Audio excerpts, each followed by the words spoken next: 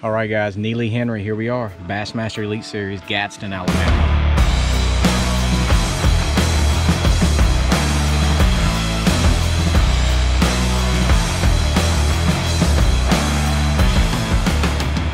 Practice is over.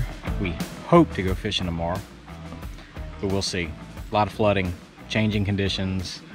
That has been the montage of 3 days of practice. We've had lightning, thunder, rain, and more rain. Got about 6 inches of rain dumped on us yesterday. Top end of the lake is completely flooded. Bottom of the lake is 6 foot low. They're running the dams wide open, which is causing a whole host of problems, not just the fishing. Who knows what to expect tomorrow. You know, my practice has been, you know, I've had 2 decent days, but completely different days. You know, day 1 of practice, I had a decent bag, but, you know, most of them are on drop shot. Fish are just not real easy to catch in this place. You know, yesterday, didn't get much fishing time. We had terrible weather, lightning, storms. I spent more time under docks than I did actually fishing. So, you know, today the rain finally let up. The front is just now starting to come in.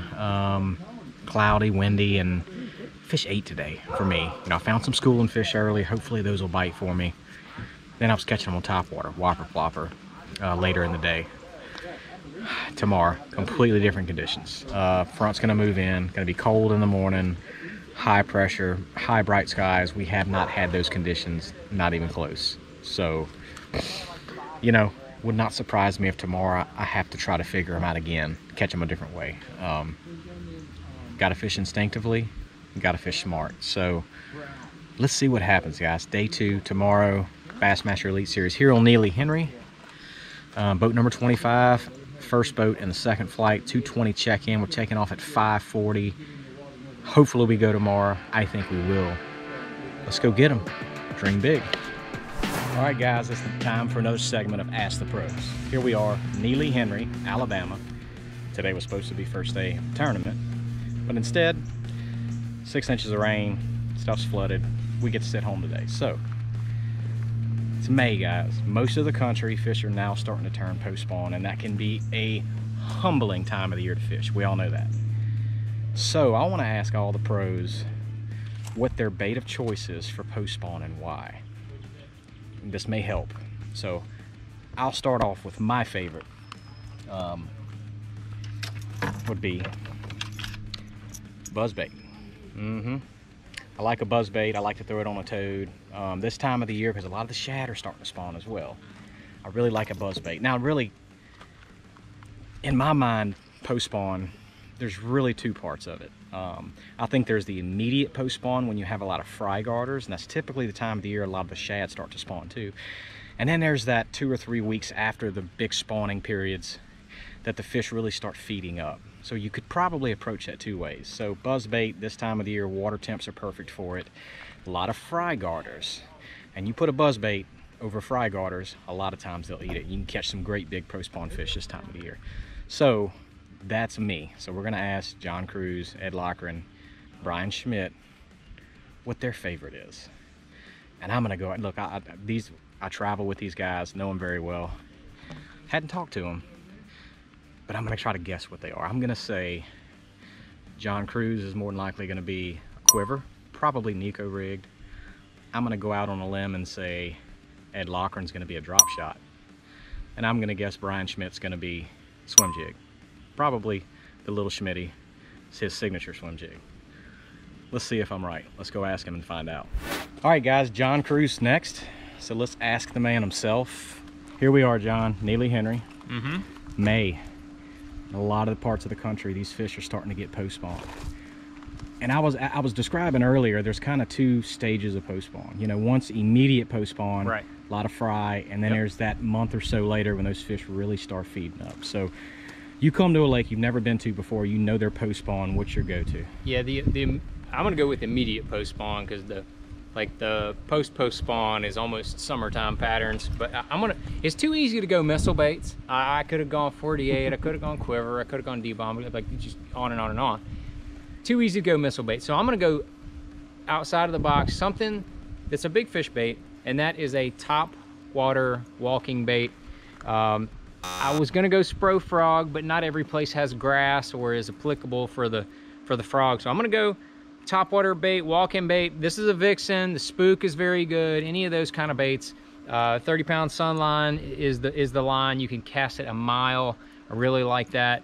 And then you just walk it, you know, any type of points, sides of points, even in pockets, around docks. Man, you never know where they're gonna come out and just crush one of these top water baits. It's a good deal to catch numbers, and you can catch some big ones. I mean, I have caught some really big post-spawn bass on a top water bait, a walking bait, just like this one right here. So that's the one bait I would give you, Derek. Well, that's good. Well, John doesn't know this, but I tried to guess all 3 anglers post-spawn baits and what they were going to go with. So John 1, Derek 0. I guessed a quiver. See, that would have been too easy. And it is a good, it is good. You can fish it a bunch of different ways, but it is very good. So I just went a little outside of the box, try to expand people's minds. He threw a curveball at me, guys. That's a good one, guys. That's 2 top water baits. I started off with a buzz bait. It's got him a Vixen, a top water bait. Great way to catch big ones. So let's go find out what Mr. Ed Lochran thinks about it. I guessed with Ed Lochran, drop shot. That's a good safe bet. Let's see if I can get a point here. Be right back. All right, guys. Brian Schmidt's turn. Let's go kind of dig into that bright mind of his and see what he's got to say. Mr. Brian Schmidt. So, here we are, Neely Henry. May. Most of the country, these fish are in post-spawn. You know, I was explaining to people earlier, there's kind of 2 stages of post-spawn. Kind of that immediate post-spawn when there's a lot of fry garters, and then you kind of have a period, and then the fish really get into that really post-spawn feeding pattern. So, what's your go-to? You're showing up in a lake and you know those fish are post-spawn. What's the first thing that you grab out of your rod locker? Hayabusa Little Schmitty. Ah. Missile Baits Twin Turbo. Get yourself some 15-pound P-line. Get yourself a Brian Schmidt Signature Series swim jig rod and get after it. So my thought process behind this is, guys, like Derek said, you got some immediate ones, you got some ones that have been done for a while. You need to cover water, okay? I like covering water. I know here we got some bank grass. This is the perfect technique. It's not too brazen like a vibrating jig. Those post spawners, they can't resist this, and you got a little bit of shad spawn going on. So they're keyed in on white, they're keyed in on shad. Perfect technique to just get on the bank and go. Find you a bunch of post spawn fish. Also my favorite way to fish. Excellent way to catch them. And I'm now 1 for 1. So before, I told everybody, I said, I'm gonna kind of guess what I think everybody's post spawn was going to be. So I went with the quiver with John Cruz. I was wrong. He went with a Vixen top water bait. Oh, did he? And he was like, man, it would have just been too easy to pick a quiver. Missile baits, but same, catches big ones. But I pegged Brian Schmidt. Swim jig. But the man. Do what you do. Hey, do what you got confidence in. That's right. And Brian Schmidt has won a lot of money on that swim jig right there. We'll absolutely catch him. So alrighty, Brian, thank you. We're gonna get started tomorrow, we hope. We hope. We hope. Let's see if we can catch some post-spawn bass, and let's go talk to Mr. Ed Lochran, see what he has to say. All right, guys, just heard myself, John Cruz, Brian Schmidt. We all had 3 pretty different ways of catching post-spawn. You saw buzzbait, you saw old school Vixen, you saw the swim jig. So let's plug Mr. Ed Lochran's brain here. I have a feeling you guys are gonna get a little different look at it. And let's see what he has to say. Mr. Ed, here we are, Neely Henry. May, post-spawn most of the place, most of the time. You know, and I talked about it with John and Brian too as well. You know, post-spawn's almost 2 kind of stages. You know, kind of that immediate post-spawn, a lot of fry garters. You got the shad spawn, and then you got when those fish really eat. So you show up on a lake, what's the first thing you grab for post-spawn bass? At this time of year, I really like worms. So I often will grab a quiver, 4.5 inch or 6.5 inch. And there are a couple different ways to rig it. The Nico rig is probably one of the best ways, most versatile ways to rig this. If you're fishing shallow water, you can just put a very tiny nail weight in it. If If you're fishing deep water, you can throw a, you know, for some more offshore type fish post spawn, you can throw a bigger nail weight in it. Either way, for me, it's time of year for worms. A lot of people will throw wacky rigged as well, but I also, if I'm not throwing that Nico rig, I'm throwing a drop shot. And that's just a very, again, a versatile rig. It's something that you can throw around cover, but post spawn fish, just for me, they've always eaten worms. I know you can catch them a lot of different ways, but that's a very reliable way on tough fisheries that you can always get a few bites. The other ways that people talk about, that can be good on easier fisheries when the fish are really aggressive. But if you pick up a worm, throw a wacky style Nico rig drop shot at this time of year, you're gonna catch some fish. You know, that's a really interesting and a different, unique look and perspective on it. And by the way, Ed, so before when I was doing it, I tried to guess what everybody was gonna pick. I'm gonna give myself a half a point for Ed Lochran because I said it's gonna be a drop shot of some sort. But he went Nico rig drop shot. So I'll give myself 2.5 points. John threw a curveball at me, nailed Ryan Schmidt. But guys, you just heard 4 really, really different ways of catching post-spawn fish. So the next time you're on a lake and you're struggling, instead of having that one bait that you just always go to, now you have 4, guys. You heard it from the pros. This is what they have the most confidence in. Lots of different ways to catch big post-spawn fish and can make some really humbling times on the water. Really quite enjoyable. So I hope you guys enjoyed it. Use some of these techniques here in the next few months when it comes to post-spawn and kind of turn those grumpy days into some really good days. All right, guys, dream big. See you guys next time. White 4, boat 75 to 98. Your second time is 3:45. Starting off boat 75, Chris Grove. Boat 76, Ben Carey.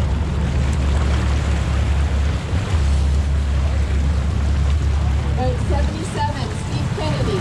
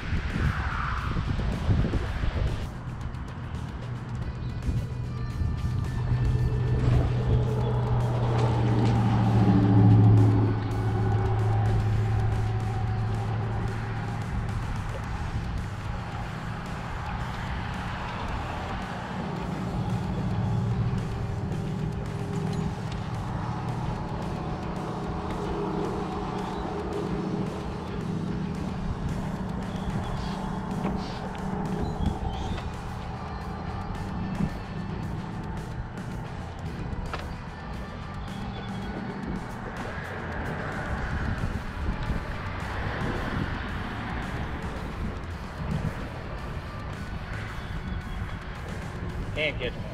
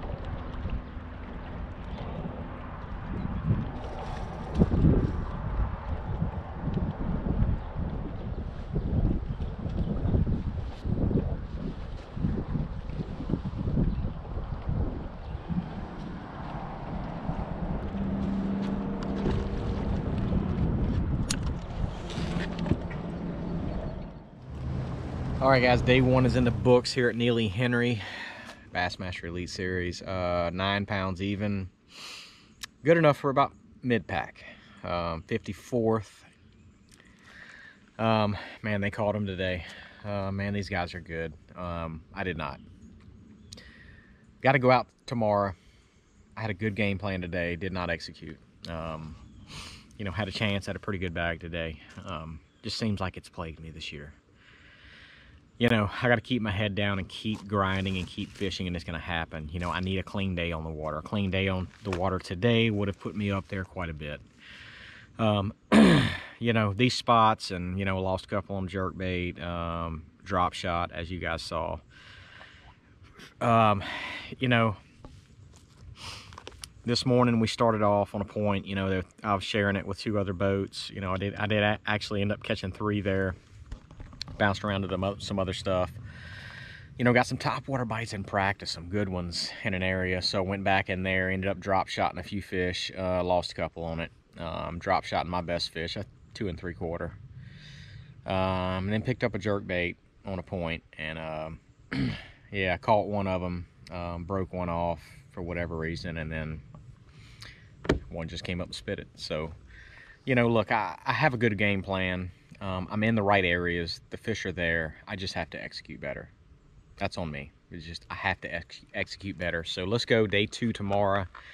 I believe I'm boat 76 tomorrow. So I am pretty much the last boat in the 3rd flight. So, you know, got to keep that out of my mind. Just go fishing and go catch all I can tomorrow, because day 2 is moving day. And I got to make sure I'm in that cut to be able to fish day 3. Semifinal Sunday, this time Sunday. So let's go tomorrow. Let's just wipe out today, go fishing tomorrow, see what we can do. See y'all tournament day tomorrow. Dream big.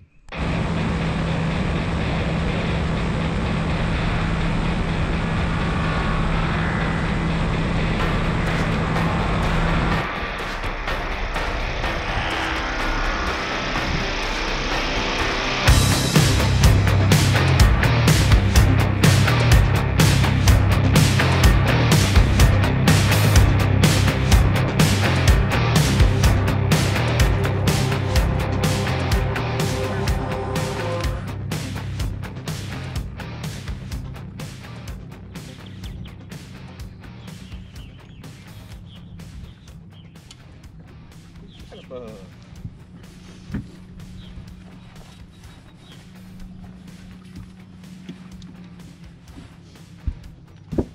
Call him pound and a half or so. Get a little better than that. Call him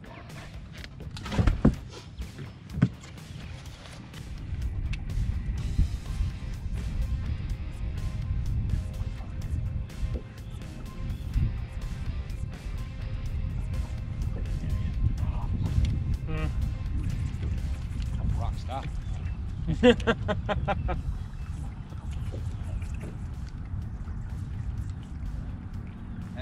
one of those big ones that came up and shoot me. My jerkbait yesterday, that was my fault. I was up there close to a rock, so I hit it, and it was just coming. Yeah. Almost like you hit a, you grabbed a limb. Yeah. And was pulling it. It wasn't, and then it come up to the top.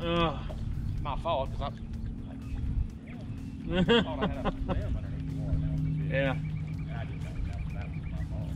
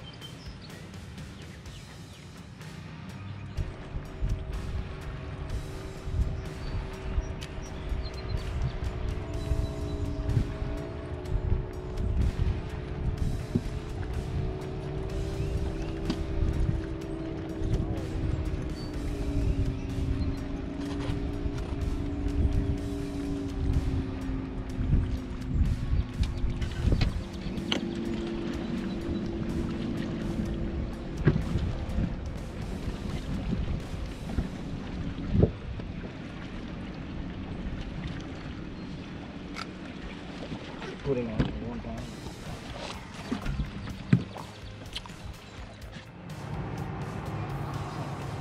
Oh, absolutely.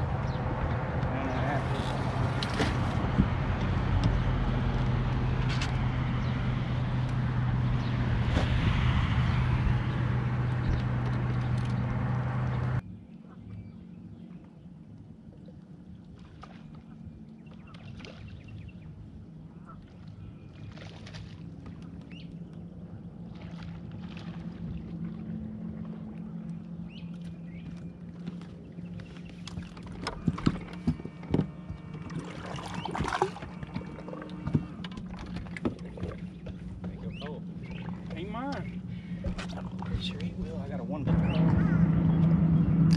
Traded a 1 pounder for a pound and a quarter.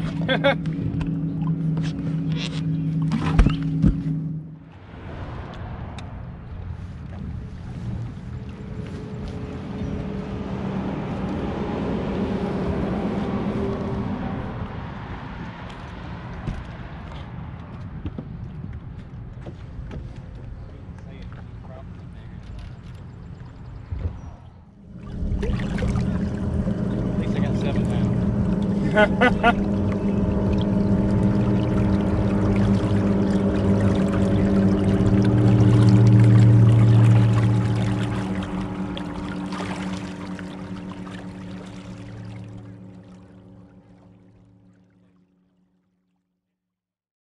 All right, guys, day 2 is done. Neely Henry is a wrap for me, unfortunately. I think I finished 59th. A little less than a pound outside of the cut. Weighed in 1810 today. Just didn't get any big bites. Didn't get a lot of bites today. Yesterday I had my chances. You know, just can't have that happen and compete and do well in these things. So it happens. It's fishing. Today I did fish clean, didn't lose anything. You know, just never got any big bites. 8, 10, it's close to what I had yesterday. So you know, throughout practice and the 2 days in this tournament, it was I mean, every day I caught them differently. Every day I got bit differently. From day 1 of practice to day 2 to day 3.